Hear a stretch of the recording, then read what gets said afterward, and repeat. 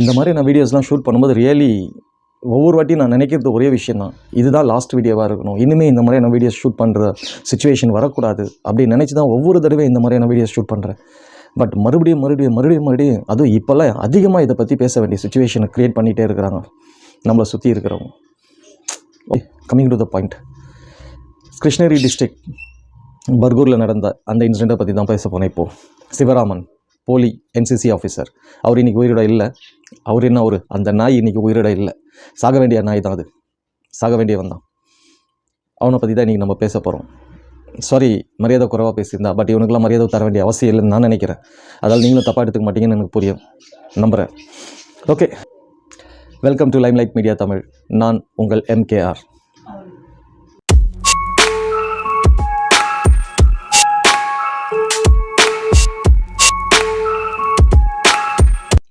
சிவராமன் 13 வயசு பொண்ணு abuse பண்ணதால் arrest பண்ணாங்க, போலி NCC ஆஃபீஸர். ஆனால் இன்றைக்கி உயிரோட இல்லை. சாகட்டும் தப்பில்லை, சாக வேண்டிய ஆள் தான். அதுவும் இல்லாமல் கால் வேறு ஃப்ராக்சர் ஆகிருந்தது. தப்பிச்சியோட ட்ரை பண்ணப்போ கீழே விழுந்து கால் ஃப்ராக்சர் ஆச்சுன்னு சொல்லியிருந்தாங்க. அது உடைய வேண்டிய கால் தான், ஒரு கால் மட்டும் உடஞ்சிதுன்னு தான் நான் ஃபீல் பண்ணுறேன். மண்டையும் சேர்த்து உடஞ்சிருந்தால் இன்னும் நல்லா இருந்திருக்கும். இந்த மாதிரி ஆளுங்களாம் பூமிக்கே பாருங்கள். இவனெல்லாம் ஓகே, கிடைக்க வேண்டிய தண்டனை கிடச்சிருச்சு. இன்னும் கொஞ்ச நாள் போயிருந்தால் சட்டமே தண்டனை கொடுத்துருக்கோம். பட் பழமொழி ஒன்று ஞாபகம் வருதா? தெய்வம் நின்று கொள்ளும். இப்போல்லாம் தெய்வம் நின்றுலாம் கொள்றதில்ல, உடனே தெய்வத்துக்கே தாங்கலை, அதனால தான் உடனே ரிசல்ட் கொடுத்துருது. ஸோ இந்த மாதிரி தப்பு பண்ணுற ஒவ்வொருத்தனுக்கும் இது ஒரு லெசனாக இருக்கணும். பட் இவன் இறந்துட்டான், இவன் செத்துட்டான்றதால இதோட முடிஞ்சிடுச்சு, அக்யூஸ்ட் இறந்துட்டான் அப்படின்னு சொல்லி தயவு செய்து இந்த கேஸை க்ளோஸ் பண்ணிடாதீங்க. தேடுங்க, இன்னும் இதில் யார் இருக்கா, இதுக்கு பின்னாடி யாரெல்லாம் இருக்கா, எந்தெந்த நாய் இருக்குன்றதை தேடுங்க. ஏன்னா இது இவனோட முடிகிற விஷயமா தெரியல, இவன் ஒருத்தனாக பண்ண மாதிரி தெரியல. இதுக்கு பின்னாடி நிறைய சந்தேகங்கள் இருக்குது. இல்லை ஒருவேளை இவன் வாயை திறந்தானா நிறைய பேர் மாட்டுவாங்களான்றதால ஏதாவது நடந்ததா, அதுவும் தெரியல. ஏன்னா கேட்டால் சொல்கிறாங்க, ஒரு 3 வாரத்துக்கு முன்னாடி அவங்க ஹஸ்பண்டுக்கும் அவனுக்கும், அதான் சிவராமனுக்கும் அவன் ஒய்ஃபுக்கும் ஏதோ பிரச்சனை இல்லை, அவர் பேஸ்ட் சாப்பிட்டாரு, அதுக்கப்புறமா அது கொஞ்சம் கொஞ்சமாக ஸ்லோ பாய்சன் ஆகி இப்போ இறந்துட்டாருன்னு சொல்கிறாங்க. தப்பில்லை, இறக்கட்டும். பட் அவனுக்கும் அந்த நாய்க்கும் ஒரு 3 வயசில் சின்ன பாப்பா இருக்குது. அப்போ யோசிக்க வேணாம், அவன் குழந்தை மட்டும்தான் குழந்தைங்களா? 13 வயசு பொண்ணு, 12 வயசு பசங்க கேட்குறதுக்கோ பேசுகிறதுக்குமே எனக்கு இரிட்டேஷனாக இருக்குது. இதை பற்றி என்ன பேசுகிறதுன்னு தெரியல எனக்கு. பட் ஓகே, இதுலேருந்து நம்ம தெரிஞ்சுக்க வேண்டியது ஒரே ஒரு விஷயம், பொம்பளை பசங்களை நம்ம பார்த்து வளர்க்குறோம், சொல்லி வளர்க்குறோம். இப்படி உட்காராத, அப்படி போகாத, இங்கே பார்க்காத, அதை செய்யாத, இதை செய்யாதன்னு பொம்பளை பசங்களுக்கு மட்டும் இவ்வளோ ரெஸ்ட்ரிக்ஷன் பண்ணி வளர்க்குற நம்ம ஆம்பளை பசங்களை ஏன் ஃப்ரீயாக விடுறோம்? பொம்பளை பொண்ணு 6 மணிக்கு மேலே வந்தால் ஏன் இவ்வளோ லேட்டாக வரேன்னு நம்ம கேட்குற ஆம்பளை பசங்க 10 மணிக்குள்ளே வீட்டுக்கு வரலன்னா ஏன் வரல கேட்குறோமா? ஏன் லேட்டாக வந்தேன்னு கேட்குறோமா? தயவு செய்து ஒவ்வொரு ஃபேமிலிஸ்லையும், இந்த வீடியோ பார்க்குற ஒவ்வொரு பேரண்ட்ஸுமே பொம்பளை பசங்களை மட்டும் இல்லை, ஆம்பளை பசங்களையும் கொஞ்சம் கரெக்டாக வளர்க்குறது ரொம்ப நம்மளோட ரெஸ்பான்சிபிலிட்டின்றது நினச்சிக்காங்க. நம்ம சோஷியல் ரெஸ்பான்சிபிலிட்டி அது. நம்மளுக்கு இன்றைக்கி நம்மளை சுற்றி நடக்கிற ஒவ்வொரு விஷயத்துக்கும், அதுவும் நம்மளை மாதிரி ஆம்பளைங்க காரணம்னு நினைக்கும்போது ரொம்ப கேவலமாக இருக்குது. நம்மளை இவ்வளோ பவர்ஃபுல்லாக ஒரு பெண்ணை விட நம்மளை ஸ்ட்ராங்காக படைச்சிருக்குது.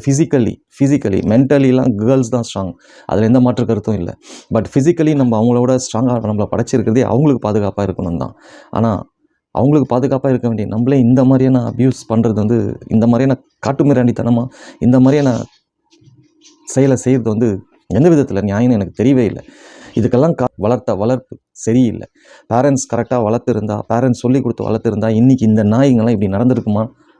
நடந்திருக்காது. அதுக்காக எல்லா பேரண்ட்ஸையும் சொல்லிட முடியாது. இன்றைக்கும் பார்த்து வளர்க்குற, ஸ்ட்ரிக்டாக வளர்க்குற எத்தனையோ பேரண்ட்ஸ் இருக்காங்க.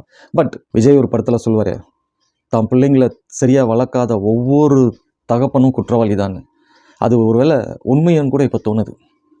ஏன்னா நம்ம என்ன தான் நல்லபடியாக பார்த்து வளர்த்தாலும் அந்த பசங்க நம்ம கூட இருக்கிற வரைக்கும் நல்லா இருந்தது. இந்த சொசைட்டிக்கு போகும்போது நம்மக்கிட்ட இருந்து நம்ம கூட இருக்கிற காலகட்டங்கள் ரொம்ப கம்மி தான். அதிகபட்சம் அவங்க ஸ்கூல் படிக்கிற வரைக்கும். அதுக்கப்புறமா அவங்க காலேஜுன்னு இந்த சொசைட்டியை தேடி போகும்போது, இந்த சொசைட்டிக்குள்ளே போகும்போது இந்த சொசைட்டி அவங்கள எப்படி மாற்றுது அப்படின்றதும் ஒரு யோசிக்க வேண்டிய விஷயமா இருக்குது. ஸோ இங்கே நிறைய சிஸ்டம்ஸ் மாற்ற வேண்டியதாக இருக்குது, நிறைய சிஸ்டம்ஸ் கரெக்டாகி கிடக்கு. இதெல்லாம் நம்ம கரெக்ட் பண்ணால் மட்டும்தான் இந்த மாதிரியான சைக்கிள் குறையும், இந்த மாதிரியான விஷயங்கள் குறையுன்றது என்னோட தாழ்மையான ஒப்பீனியன். நிறைய பிரச்சனைகள் இருக்குங்க, நம்ம சொசைட்டியில் நிறைய பிரச்சனைகள் இருக்குது. இங்கே காசு இருக்கிறவங்க செய்தால் கரெக்டு, காசு இல்லாதவங்க செய்தால் தப்பு. அதே விஷயத்த காசு இல்லாதவங்க செய்கிற அதே விஷயத்த காசு இருக்கவங்க செய்யும்போது அதை பெருசாக பேசுறது இல்லை. ஆனால் நிறைய மாற்ற வேண்டியது இருக்குங்க. சொசைட்டியில் நிறைய மாற வேண்டியது இருக்குது. இங்கே அவங்க அப்பாவும் இறந்துருக்கிறாரு காவேரிப்பட்டினத்தில் ஆக்சிடெண்ட்டில். ஃபுல்லாக ட்ரிங்க்ஸ் பண்ணி வண்டி ஓட்டி அவரும் வந்து ஆக்சிடெண்ட்டில் இறந்துருக்கிறார். இன்றைக்கி அந்த குடும்பம் பாருங்கள் எப்படி செதஞ்சு போய் கிடக்குது. இந்த நாய் பண்ண ஒரு தப்பால் அந்த குடும்பமே செதஞ்சு போய் கிடக்குது. இன்றைக்கி அந்த வீட்டில் ஜென்ஸே இல்லை, பிள்ளையும் இறந்துட்டான், அப்பாவும் இறந்துட்டாங்க. அப்போ யோசிச்சு பாருங்கள் அந்த ஃபேமிலியோட நிலைமை என்ன, அந்த 3 வயசு குழந்தையோட நிலைமை என்ன. அந்த குழந்தையில தான் இருக்குது. நம்ம குழந்தைங்கள ஆம்பளை பசங்களையும் நம்ம வந்து பார்த்து சொல்லி வளர்க்க வேண்டிய சுச்சுவேஷனில் இன்றைக்கி நம்ம இருக்கிறோன்றதை புரிஞ்சுக்கோங்க. அவங்களுக்கு நல்லது கெட்டதை சொல்லிக் கொடுங்க. நம்ம கூட பழகிற, நம்ம கூட இருக்கிற பெண்களை வந்து எப்படி மதிக்கணும், அவங்கள எப்படி ட்ரீட் பண்ணணும், எவ்வளோ மரியாதையாக ட்ரீட் பண்ணணும், அவங்கள எந்த மாதிரியான கண்ணோட்டத்தில் பார்க்கணுன்றதை நம்ம நிச்சயமாக இன்றைக்கி கட்டாயமாக கற்றுத்தர வேண்டிய சுச்சுவேஷனில் நம்ம இருக்கிறோம். அந்த ரெஸ்பான்சிபிலிட்டி ஆஸ் அ பேரண்ட்ஸாக நம்மளுக்கு இருக்குன்றதை உணருங்க.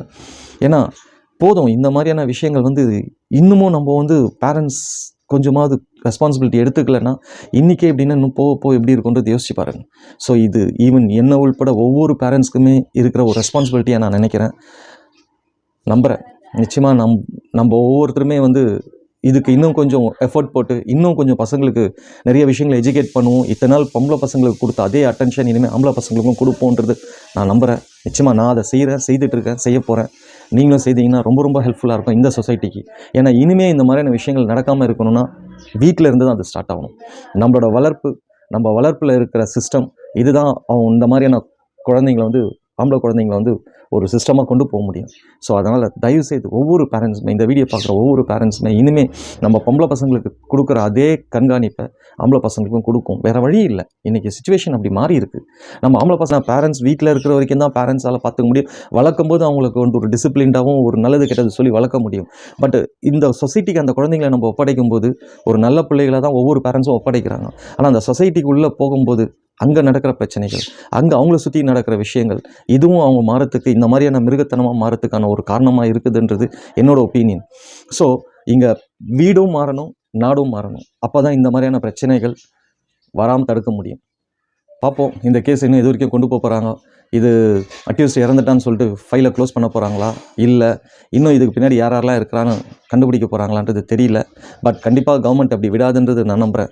ஏன்னா இது வரைக்கும் இந்த மாதிரி இவ்வளோ சிவியராக எந்த கேஸுமே எடுத்ததில்லை. ஆனால் இந்த கேஸில் கவர்மெண்ட் ரொம்ப சீரியஸாக காட்டுது. அதுக்காக மற்ற கேஸ்லாம் கவர்மெண்ட் சீரியஸ்னஸ் எடுத்துக்கலையானா எடுத்துகிட்டு இருக்காங்க. பட் இதில் அதை விட அதிகமாக எடுத்துக்கிட்டு இருக்கிறாங்க. அதுதான் ரொம்ப முக்கியமான விஷயம், பாராட்ட வேண்டிய விஷயம். அது ரொம்ப ரொம்ப தேவையான விஷயம். ஸோ இப்போ கவர்மெண்ட் வந்து அதை ரொம்ப கரெக்டான டைமில் கரெக்டான சுச்சுவேஷனில் இனிஷியேட்டிவ் எடுத்து அதை ரொம்ப ஃபாஸ்ட்டாக ப்ரெஷர் கொடுத்து கொண்டு போயிட்டுருக்காங்க இந்த கேஸை. அதுக்கு கண்டிப்பாக கவர்மெண்ட்டுக்கு தேங்க்ஸ் சொல்லி ஆகணும். ஸோ இதோட க்ளோஸ் பண்ணிடாமல் இதுக்கு பின்னாடி யார் இருக்காங்கன்னு கண்டுபிடிச்சாங்கன்னா அவங்களெல்லாம் வெளிச்சத்துக்கு கொண்டு வந்தால் பல குழந்தைங்களை நம்ம காப்பாற்ற முடியும். இனிமேல் இந்த கேஸ் நீ எவ்வளோ தூரம் போகுது, யார் மாட்ட போகிறாங்க, எவ்வளோ தூரம் இந்த கேஸை கொண்டு போகிறாங்க, இல்லை க்ளோஸ் பண்ண போகிறாங்களா, ஃபைலை க்ளோஸ் பண்ணுறதுக்கான சான்சஸ் ரொம்ப கம்மி. கண்டிப்பாக இந்த கேஸை ரொம்ப சீரியஸாகவும் சிவியராகவும் கொண்டு போவாங்க. கண்டிப்பாக குற்றவாளிகளை வெளியே கொண்டு வருவாங்கன்னு நம்பலாம். வேறு என்ன சொல்கிறதுன்னு தெரியல. Let's hope for the best. இந்த வீடியோ உங்களுக்கு பிடிச்சிருந்தால் லைக் பண்ணுங்கள், ஷேர் பண்ணுங்கள். இந்த மாதிரியான யூஸ்ஃபுல்லான வீடியோஸ் தெரிஞ்சுக்கிறதுக்கும் பார்க்குறதுக்கும் நம்ம சேனலை சப்ஸ்கிரைப் பண்ணி வச்சுக்கோங்க. இன்னும் வேறு எந்த டாப்பிக்லாம் பேசலாம்னு சொல்லிட்டு உங்களோட ஒப்பீனியனை கமெண்ட்டில் லீவ் பண்ணுங்கள். Until that, bye from MKR.